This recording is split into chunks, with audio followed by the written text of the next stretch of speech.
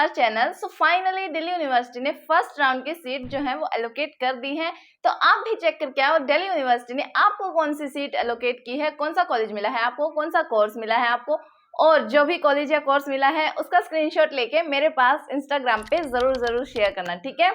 और अब हमें सीट एलोकेट हो चुकी है, तो अब हमें क्या करना है, सीट एलोकेट होने के बाद आपको सबसे पहले एक्सेप्ट पे क्लिक करना है। चाहे आपको कोई भी कॉलेज मिला हो, चाहे कोई भी कोर्स मिला हो, चाहे किसी भी कैंपस में मिला हो, आपको कुछ नहीं देखना है, सबसे पहले एक्सेप्ट करना है उसको। आपको पसंद है नहीं पसंद है डजेंट मैटर, सिर्फ आपको अभी उसको एक्सेप्ट करना है। तो जल्दी से जाओ और सीट को एक्सेप्ट करो जो भी आपको अलॉट हुआ है, ठीक है। अगर आपको जो सीट अलॉट हुई है और आप उसको एक्सेप्ट नहीं करते तो दिल्ली यूनिवर्सिटी सोचेगी कि आप उसमें एडमिशन नहीं लेना चाहते हैं और वो आपका एडमिशन कैंसिल कर देगी, ठीक है। तो ऐसी गलती बिल्कुल भी मत करना कि आप सीट को एक्सेप्ट ना करो या फिर सोचो कि मैं तो अपग्रेड करूंगा बाद में। आपको अपग्रेड का ऑप्शन मिलेगा ही नहीं, आप सेकेंड थर्ड राउंड के लिए एलिजिबल रहोगे ही नहीं अगर आप सीट को एक्सेप्ट नहीं करते हैं। तो जल्दी से जाओ और सीट को सबसे पहले एक्सेप्ट करो, ठीक है। अब जब आपने सीट को एक्सेप्ट कर लिया है तो आपके कॉलेज का काम शुरू होता है। जिस भी कॉलेज में आपका एडमिशन हुआ है, अब वो कॉलेज आपके डॉक्यूमेंट वेरीफाई करेगा। क्या आपको कॉलेज में जाके डॉक्यूमेंट वेरीफाई करवाने होंगे? अभी ऐसा कुछ नहीं करना है। कॉलेज आपके वो वाले डॉक्यूमेंट वेरीफाई करेगा जो आपने CSAS फेज 1 में अपलोड किए थे, ठीक है। उनको वेरीफाई करेगा। अगर उनमें कुछ भी ब्लर है या फिर कोई भी मिस्टेक है तो कॉलेज वहां से वेरीफाई करेगा और अपनी क्वेरी रेज करेगा। अगर कोई भी क्वेरी होगी कॉलेज को डॉक्यूमेंट से रिलेटेड, आपके नेम में प्रॉब्लम होगी, सिग्नेचर में प्रॉब्लम होगी, मार्कशीट में प्रॉब्लम होगी या किसी भी डॉक्यूमेंट में कोई भी प्रॉब्लम होगी, तो वहां पे आपको पोर्टल में एक क्वेरी सेक्शन दिखेगा। उस क्वेरी सेक्शन पे क्लिक करना। अगर वहां पे कोई भी क्वेरी रेज हुई है कॉलेज की तरफ से तो आप उसको रिजॉल्व करना, और वहां पे टाइम लिमिट दी जाती है। तो विद इन टाइम लिमिट आपको उसको रिजॉल्व करना होगा। अगर आप उस टाइम लिमिट में उसको सॉल्व नहीं कर पाए तो आपका एडमिशन कैंसिल हो सकता है। तो प्लीज ध्यान रखना, टाइम से अपनी क्वेरी को रिजॉल्व कर देना।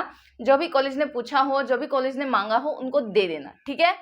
सी गाइज, जितने भी बच्चे दिल्ली यूनिवर्सिटी में एडमिशन लेते हैं उनमें से 20% बच्चों के डॉक्यूमेंट्स में क्वेरी रेज होती है, उनकी डॉक्यूमेंट्स में प्रॉब्लम होती है, और उनमें से आधे बच्चे तो उसको सॉल्व ही नहीं कर पाते और उनमें से वो बच्चे निकल जाते हैं, ठीक है। तो आप ऐसी गलती प्लीज मत करना। मैं नहीं चाहती मेरी वीडियो जो भी बच्चा देख रहा हो उसका एडमिशन इन छोटी छोटी मिस्टेक्स की वजह से कैंसिल हो जाए, ठीक है।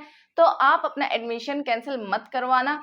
अपने टाइम टू टाइम पोर्टल को चेक करते रहना, देखना कभी कोई क्वेरी तो नहीं आई है। और मैंने तो इतनी बारी चिल्ला चिल्ला के बोला था कि अपने डॉक्यूमेंट्स को रेडी रखो, अपने डॉक्यूमेंट्स में कोई भी मिस्टेक मत करो। फिर भी अगर आप लोगों ने कोई मिस्टेक कर दी है तो प्लीज टाइमली उसको रिजॉल्व कर देना, ठीक है, वरना दिल्ली यूनिवर्सिटी से आपको हाथ धोना पड़ सकता है। अगर आपको दिल्ली यूनिवर्सिटी में एडमिशन चाहिए है तो अपने डॉक्यूमेंट्स को अप टू डेट रखो। अभी तो ऑनलाइन वेरिफिकेशन हो रहा है, बाद में ऑफलाइन वेरिफिकेशन भी होगा। ऑफलाइन वेरिफिकेशन की ज्यादा टेंशन लेने की जरूरत नहीं है। ज्यादातर बच्चे जो एडमिशन कैंसिल करवाते हैं वो यहाँ पे ऑनलाइन वेरिफिकेशन में होता है। सो प्लीज ध्यान से अपनी टाइमली क्वेरी रिजॉल्व कर देना। अब मैं बार बार क्यों कह रही हूँ टाइमली, क्योंकि बच्चों का एडमिशन यहीं पे लिटरली यहीं पे कैंसिल होता है, क्योंकि वो टाइम ही भूल जाते हैं कि हमें तो इतनी टाइम लिमिट मिली थी। वो सोचते हैं कि कर देंगे ना, 1-2 दिन में कर देंगे। फिर आप बोलोगे कि यूनिवर्सिटी हमारी सुन नहीं रहा है। यूनिवर्सिटी क्यों ही सुनेगा? आप जब उनकी टाइम की लिमिट नहीं सुन रहे हैं तो वो भी नहीं सुनेंगे, ठीक है। तो इसलिए ध्यान से प्लीज अपना जो भी है वो पोर्टल को टाइमली चेक करते रहना, सब कुछ अप टू डेट रखना। आपके डॉक्यूमेंट्स वेरीफाई होने के बाद आपका एप्लीकेशन स्टेटस लिखा हुआ आ जाएगा, डॉक्यूमेंट वेरीफाइड बाय कन्वीनर या प्रिंसिपल कॉलेज के जो भी कर रहे होंगे वो लिखा हुआ आ जाएगा। उसके बाद आपको फी पेमेंट का ऑप्शन मिलेगा। अब फीस भी वेरी करती है, किसी की 1 लाख होती है, किसी की 10,000 होती है। तो उसको देख के भी घबराना मत, जो भी आपने कोर्स लिया होगा उसी के अकॉर्डिंग आपकी फीस भी आएगी, ठीक है। तो ये नहीं सोचना मेरे उसको तो 15,000 देनी है और मुझे 50,000 देनी है। कोर्स टू कोर्स फीस जो है वो वेरी करती है, ओके।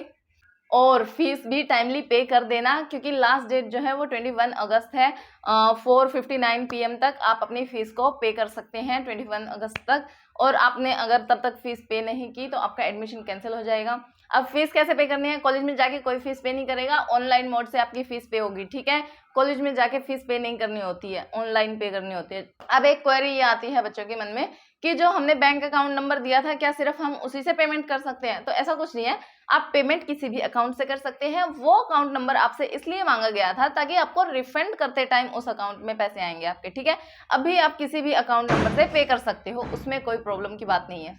अब जो हमारे ईसीए वाले बच्चे या स्पोर्ट्स कोटा वाले बच्चे हैं उनको डबल सीट अलॉटमेंट होता है, ठीक है, डबल लोकेशन होता है उनको 2 सीट्स मिलती हैं। एक जो उन्हें ईसीए के थ्रू या फिर स्पोर्ट्स कोटा के थ्रू मिलती है और दूसरी जो होती है वो होती है हमारे सीयूईटी स्कोर के बेस पे।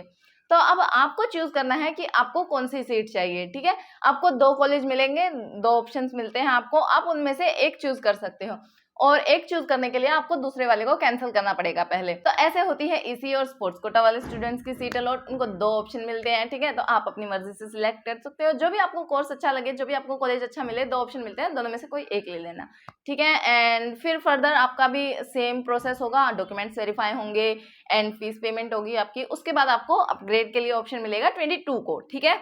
एंड फीस सबमिट के बाद आपको 22 और 23 को reordering and upgrade and freeze के लिए ऑप्शन मिलेगा। अगर आपको नहीं पता अपग्रेड क्या होता है, फ्रीज क्या होता है, कैसे क्या करना है, इसका पूरा प्रोसेस क्या होता है, तो ये वाली वीडियो जाके जरूर देख लेना। आई बटन में मैंने इसका भी लिंक मेंशन कर दिया है, तो आई बटन पे क्लिक करो और पूरा प्रोसेस जानो अपग्रेड और फ्रीज से related. And that's it for today's video guys. मिलते हैं नेक्स्ट वीडियो में, तब तक के लिए आपके मन में कोई भी डाउट है, कोई भी क्वेरी है तो आप कमेंट सेक्शन में पूछ सकते हैं या इंस्टाग्राम आईडी पे भी पूछ सकते हैं, ठीक है। Till then take care, tata, bye bye and see you in the next video.